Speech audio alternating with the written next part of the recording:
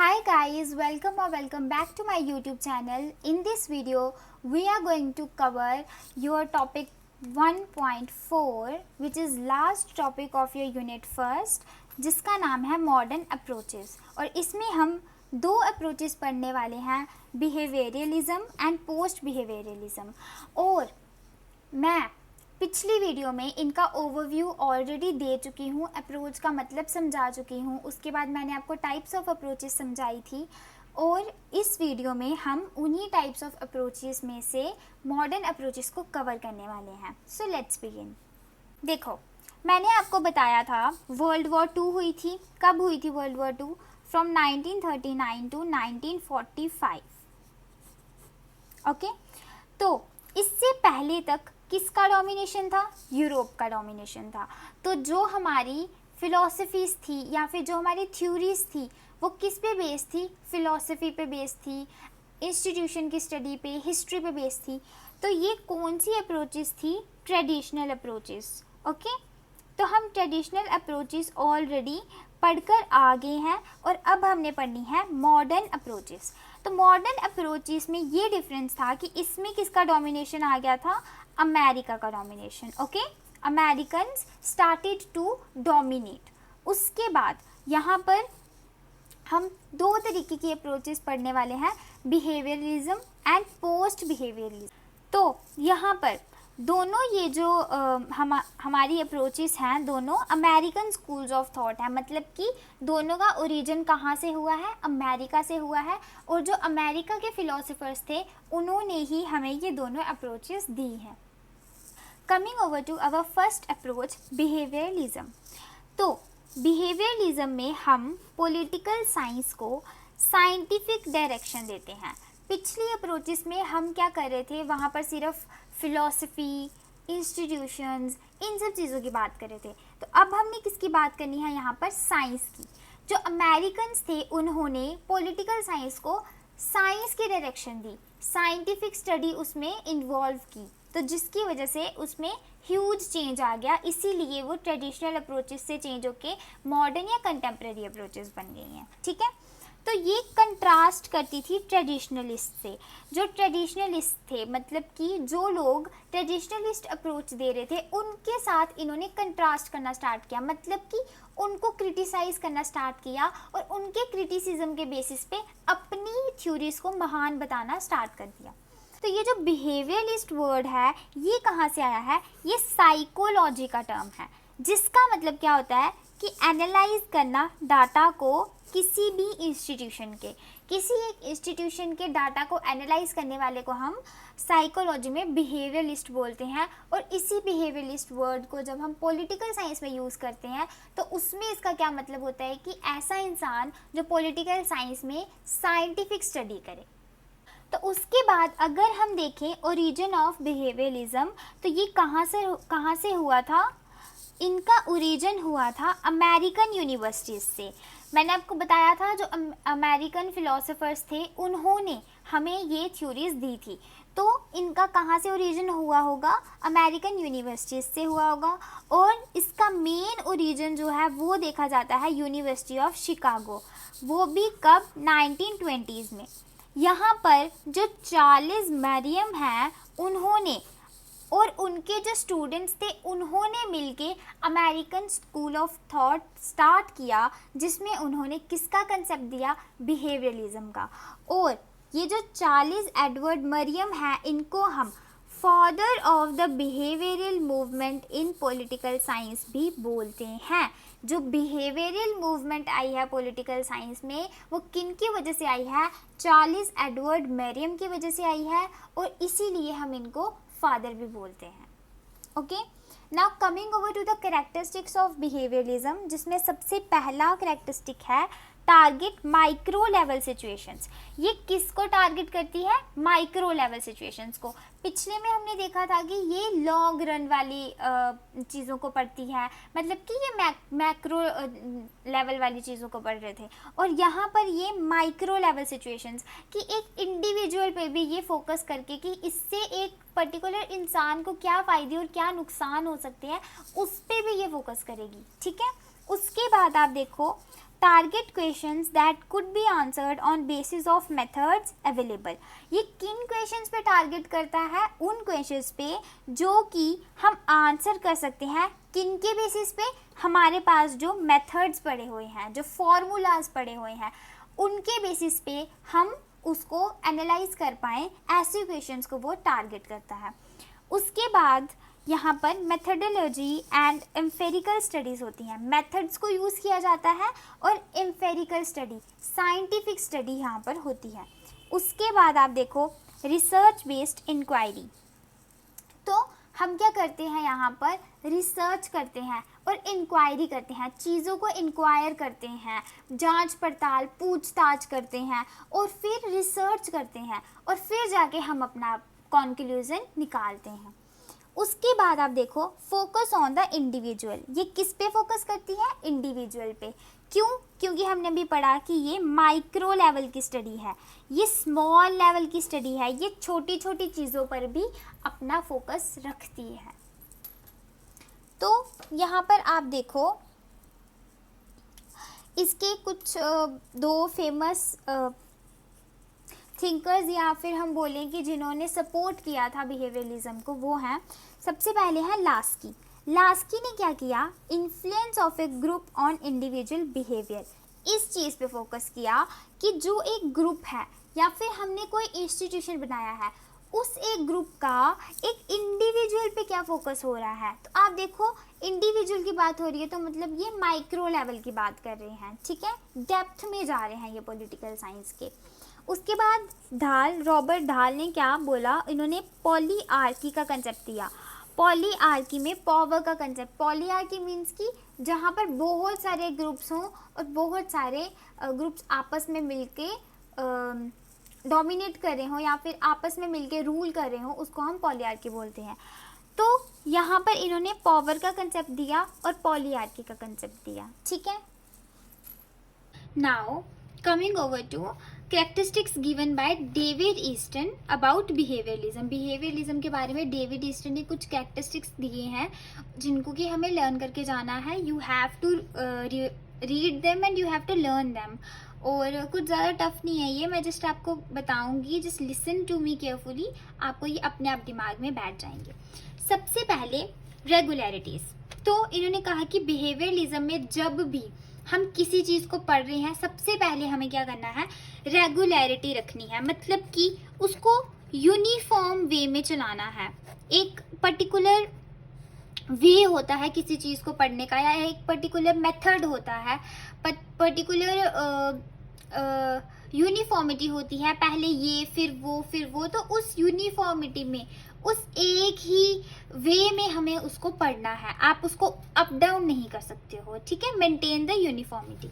उसके बाद उन्होंने कहा वेरिफिकेशन होनी चाहिए। जो हम डाटा कलेक्ट कर रहे हैं, जो हम डाटा पढ़ने के लिए कलेक्ट कर रहे हैं साइंटिफिक डाटा, उसकी वेरिफिकेशन होनी चाहिए। मतलब कि वो वेरीफाइड डाटा होना चाहिए, वो किसी ब्यास की बेसिस पे नहीं होना चाहिए या किसी पार्शियल बेसिस पे वो नहीं होना चाहिए। वो बिल्कुल ही क्लियर डाटा होना चाहिए, तब ही हम सही कंक्लूजन्स तक पहुंच पाएंगे। उसके बाद उन्होंने टेक्निक पर फोकस किया कि गुड क्वालिटी होनी चाहिए टेक्निक्स की। जो हम टेक्निक्स यूज़ करते हैं इसमें, वो अच्छी टेक्निक्स होनी चाहिए। उसके बाद उन्होंने बोला क्वांटिफिकेशन। जब हम डाटा को कलेक्ट करते हैं, इन्होंने बोला कि सिर्फ डाटा को कलेक्ट करना इनफ नहीं है, you have to quantify it, you have to experiment with that data. आपको उसकी क्वांटिफिकेशन, उसकी क्वांटिटी को एनालाइज करना होगा, उसकी क्वांटिटी को यूज़ करो, फिर आपको उसके कंक्लूजन तक आप पहुंच पाओगे। उसके बाद आप देखो वैल्यूज़। इन्होंने क्या बोला कि जो हमारी ये स्टडी है वो क्या होनी चाहिए? वैल्यू फ्री होनी चाहिए। इसमें वैल्यू का कोई रोल नहीं होना चाहिए। उसके बाद इन्होंने बोला सिस्टमाइजेशन, कि ये जो हम पढ़ते हैं बिहेवियरल में, जो भी चीज़ें हम पढ़ रहे हैं, इनका एक सिस्टम होना चाहिए।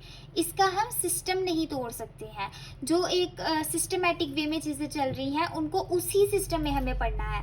You can't break the sequence, okay.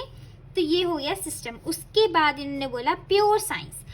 देखो, दो तरीके की साइंसेस हम पॉलिटिकल साइंस में पढ़ेंगे, pure science and applied science. जो प्योर साइंस होती है, प्योर साइंस का मतलब कि बिल्कुल प्योर, मतलब कि पूरी की पूरी साइंस को पढ़ लेना या फिर पूरी की पूरी साइंस का यूज कर लेना। लेकिन जो अप्लाइड साइंस होती है, अप्लाइड साइंस में हम जितनी हमें ज़रूरत है ना साइंस की, बस उतनी ही साइंस को यूज़ करते हैं। हम ये नहीं बोलते कि सारी की सारी साइंस ले आओ भाई, हम सारी की सारी साइंस इसमें डाल देंगे। हम बोलेंगे जितनी ज़रूरत है, क्योंकि हमें बेसिक साइंस की ज़रूरत होती है, तो जस्ट बेसिक कंसेप्ट को इसमें हम इन्वॉल्व करेंगे, ठीक है। तो हम ये नहीं बोलते कि साइंस पूरा डोमिनेट ही कर जाए, बट यहाँ पर ये क्या बोल रहे हैं, प्योर साइंस, मतलब कि यहाँ पर क्या है, डोमिनेशन ऑफ साइंस चलेगी, कि जो साइंस है वो प्योर तरीके से यहाँ पर यूज होगी, वो कोई आधी अधूरी यहाँ पर यूज नहीं होगी। उसके बाद इंटीग्रेशन, इंटीग्रेशन मीन्स कि इन्होंने अपने सब्जेक्ट को, पॉलिटिकल साइंस को बाकी के सब्जेक्ट्स के साथ, अदर सब्जेक्ट्स के साथ इन्होंने पॉलिटिकल साइंस को क्या कर दिया, इंटीग्रेट कर दिया, उसको मिक्स कर दिया, उसको जोड़ दिया, ठीक है। तो ये सब कैरेक्टरिस्टिक्स हैं जो हमें डेविड ईस्टन ने दिए थे। Coming over to the criticism of behaviouralism, तो ये देखो, सबसे शॉकिंग बात बताऊं, ये जो हमने बिहेवियरलिज्म पूरा पढ़ा, डेविड ईस्टन ने इतने सारे हमें कैरेक्टरिस्टिक्स दिए, सब कुछ बिहेवियरलिज्म को बहुत सपोर्ट किया, तो जो ये डेविड ईस्टन थे, इन्होंने खुद ही बिहेवियरलिज्म को बाद में क्या किया, क्रिटिसाइज करना स्टार्ट कर दिया, क्योंकि इन्हें खुद ही कमियां मिलना शुरू हो गई कि मैं जिस अप्रोच को बहुत महान बोल रहा था, एक्चुअल में तो वो महान है ही नहीं, वो तो कुछ ज़्यादा ही साइंटिफिक वाली साइड हो गई, वो तो कुछ ज़्यादा ही साइंस की बातें करना स्टार्ट हो गई। तो इनकी एक तरीके से इनकी आंखें खुली बाद में। फिर इन्होंने पोस्ट बिहेवियरलिज्म का कंसेप्ट लाया, जिसमें कि हम दोनों का मिक्स पढ़ते हैं, हम नॉर्म्स भी पढ़ते हैं, वैल्यूज़ भी पढ़ते हैं, हम बिहेवियरलिज्म भी पढ़ते हैं, और हम जो नॉर्म्स है ट्रेडिशनल, उसको भी मिक्स करते हैं, ठीक है। साइंस एंड नॉर्म्स दोनों का मिक्सचर पढ़ते हैं। तो इन्होंने क्या बोला डेविड ईस्टन ने, avoid mad craze of behaviourism, कि ये जो बिहेवियरलिज्म का लोगों में मैड क्रेज हो गया है, जो लोग बिल्कुल ही पागल हो गए हैं कि सिर्फ साइंस का यूज़ करो, साइंस का यूज़ करो पॉलिटिकल साइंस में, तो इसको ख़त्म करो। और ये जो आपको वहम है कि सिर्फ साइंस का यूज़ करके आप पॉलिटिकल साइंस पढ़ सकते हो, इस वहम को ख़त्म करो और ये एक्सेप्ट करो कि पॉलिटिकल साइंस विदाउट नॉर्म्स नहीं पढ़ी जा सकती, विदाउट वैल्यूज़ नहीं पढ़ी जा सकती। तो हमें दोनों को साथ में लेके चलना होगा, ठीक है। तो ये आ गया डेविड ईस्टन का रीजन। उसके बाद एक है डैन ग्रेमिनो, इन्होंने क्या बोला, ओवर क्वांटिफिकेशन। इन्होंने बोला कि ये जो बिहेवियरलिज्म है, इसमें ओवर क्वांटिफिकेशन हो रही है, it's over quantifying the data, इसमें बहुत ज़्यादा डाटा का यूज़ हो रहा है, इसमें बहुत ज़्यादा प्रैक्टिकल वे में हम जा रहे हैं, so it's not good for political science. उसके बाद जॉन प्लेमेनिट्स ने क्या बोला, political theory is not an escape mechanism but an odious calling.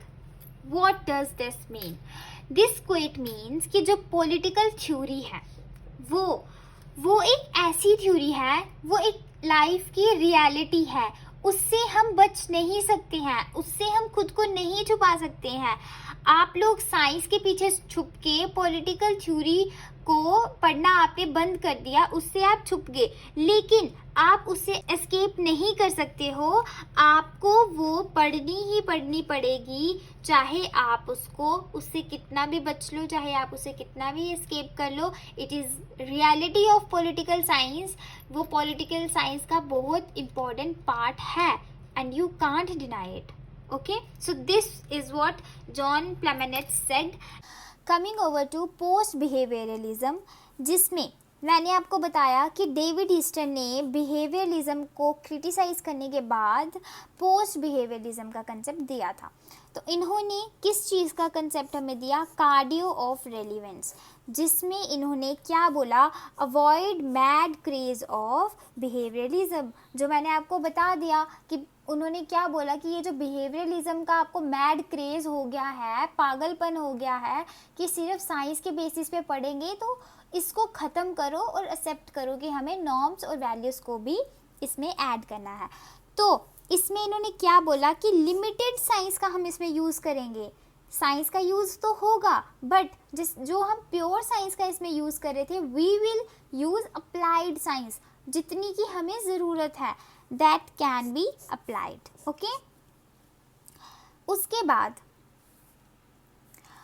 ये सबसे पहले आप देखो यहाँ पर जो हमारी क्लासिकल और नॉर्मेटिव अप्रोचेस थी वो सबसे पहले रिप्लेस हुई, उनकी जगह ले ली किसने? बिहेवियरल, जो बिहेवियरलिज्म था उसने इनकी जगह ले ली। उसके बाद क्या हुआ, इसमें जो पोस्ट बिहेवियरलिज्म है उसने बिहेवियरलिज्म की जगह नहीं ली है, उसने बिहेवियरलिज्म को हटा के अपनी जगह नहीं बनाई है, उसने बिहेवियरलिज्म को ही रिफॉर्म किया और बिहेवियरलिज्म खुद ही पोस्ट बिहेवियरलिज्म में कन्वर्ट हो गया। ठीक है, यहाँ पर तो उसने जगह ले ली थी, it replaced, but this is reformed, so there is a difference between both of them. तो आपको ये याद रखना है। उसके बाद आप देखो 1969 में डेविड ईस्टन ने अनाउंस की post behaviouralism at political science association. Political science association है जो अमेरिका में, वहाँ पर डेविड ईस्टन ने अनाउंस किया कंसेप्ट ऑफ पोस्ट बिहेवियरलिज्म, जिसमें इन्होंने बताया कि हमें लिमिटेड साइंस का यूज़ करना है और हमें नॉर्म्स और वैल्यूज़ को भी इंक्लूड करना है in the study of political science. This is what he said. उसके बाद आप देखो पोस्ट बिहेवियरलिज्म में क्या हुआ, शिफ्ट हो गया किसमें? Strictly methodological issues to applied political problems. जो हम मेथड्स को यूज़ करके इश्यूज सॉल्व कर रहे थे ना, तो उसको किससे रिफॉर्म कर दिया गया, किससे शिफ्ट कर दिया गया? Applied political problems. जो कि पॉलिटिकल प्रॉब्लम्स है जो अप्लाई हो रही है हमारी सोसाइटी में, उस पे फोकस कर दिया गया, मेथड्स का यूज़ कम कर दिया गया, साइंस का यूज़ वहाँ पर कम हो गया। Coming over to its characteristics, जिसमें सबसे पहला है कि ये मैक्रो लेवल की प्रॉब्लम सॉल्व करती है, बड़े बड़े लेवल की प्रॉब्लम्स को सॉल्व करती है। उसके बाद हम पढ़ते हैं shift from pure science to applied science. इसने क्या किया, जो प्योर साइंस पढ़ रहे थे हम कि पूरी की पूरी साइंस हम इसमें डाल देंगे, पूरी की पूरी साइंस इसमें हम पढ़ेंगे, तो वो उस प्योर साइंस से शिफ्ट हो गए हम किस पे? अप्लाइड साइंस पे, कि जितनी की ज़रूरत है उतनी ही हम पढ़ेंगे। उसके बाद क्या है, resolve fact versus value dispute. जो फैक्ट वर्सेस वैल्यू डिस्प्यूट चल रहा था, मतलब कि जो ट्रेडिशनल वर्सेस मॉडर्न अप्रोचेस का डिस्प्यूट चल रहा था, जो ये हमने ट्रेडिशनल में कौन सी अप्रोचेस पढ़ी थी हमने? फिलोसफिकल और हिस्टोरिकल, और इसमें हमने पढ़ी बिहेवियरलिज्म। तो इन दोनों में जो डिस्प्यूट चल रहा था, इसको किसने सॉल्व किया? पोस्ट बिहेवियरलिज्म ने सॉल्व किया, कि उसने दोनों को अपने अंदर इन्वॉल्व किया। Okay, clear? Here are some criticisms of post behavioralism. First is lack of scientific rigor. इसने क्या किया कि जो साइंटिफिक राइगर है, मतलब कि साइंस का जो साइंटिफिक पोर्शन है उसका इम्पैक्ट कम हो गया, मतलब कि ये ना कुछ ज़्यादा ही नॉर्म्स और वैल्यूज़ की तरफ फिर शिफ्ट हो गई। जो साइंस का यूज़ था ना, वो हमें कहीं देखने को कई बार मिलता ही नहीं था। तो क्या हुआ कि एक तरीके से पार्शलिटी हो गई साइंस के साथ, कि साइंस जो है उसको हम नहीं यूज़ कर पा रहे थे अपने पोस्ट बिहेवियरलिज्म में। ओके, तो सेकंड आ गया ब्रॉड एंड इंक्लूसिव नेचर। तो इसका नेचर बहुत ही ब्रॉड और बहुत ही इंक्लूसिव हो गया। वाई? बिकॉज अब हम इसमें ना दोनों चीज़ें पढ़ने लगे थे, नॉर्म्स भी पढ़ने लगे थे और हम इसमें साइंस भी पढ़ने लगे थे। तो ये ना बहुत ही ज़्यादा वास्ट सब्जेक्ट बन गया और बहुत ही कंफ्यूजिंग सब्जेक्ट बन गया। तो इतना ब्रॉड सब्जेक्ट पढ़ना किसी नॉर्मल इंसान के लिए पॉसिबल नहीं रहा। उसके बाद हम देखें तो इसमें प्रैक्टिकल चेंजेस आ गए। जो हम प्रैक्टिकल, जिस तरीके से हम प्रैक्टिकल्स करते थे प्योर साइंस के टाइम पे, अब जब हमने उसमें थ्योरी को भी ऐड कर दिया, वैल्यूज़ को भी ऐड कर दिया, तो वो प्रैक्टिकल चेंजेस आ गए, हमें प्रैक्टिकल चेंजेस देखने को उसमें मिले। उसके बाद बहुत सारे लोगों ने इससे डिसएग्री किया और इससे कन्फ्लिक्ट्स भी बढ़ गए कि आप कुछ लोग जो थे वो वैल्यूज़ के फेवर में थे, कुछ लोग जो थे वो साइंस के फेवर में थे। तो कुछ लोगों को साइंस का यूज़ करना पसंद नहीं आया, कुछ लोगों को नॉर्म्स का यूज़ करना पसंद नहीं आया। तो इससे क्या हो गया कि लोगों के बीच में डिस्प्यूट बढ़ गया, जिसकी वजह से इसको क्रिटिसाइज़ किया जाता है। This was it for today's video, guys. I hope you liked this video. If you liked it, do share it with your friends. Tell them about this channel. And if you have any question, any query, you can comment me down below. I will try to answer each and every comment. Take care. Bye bye.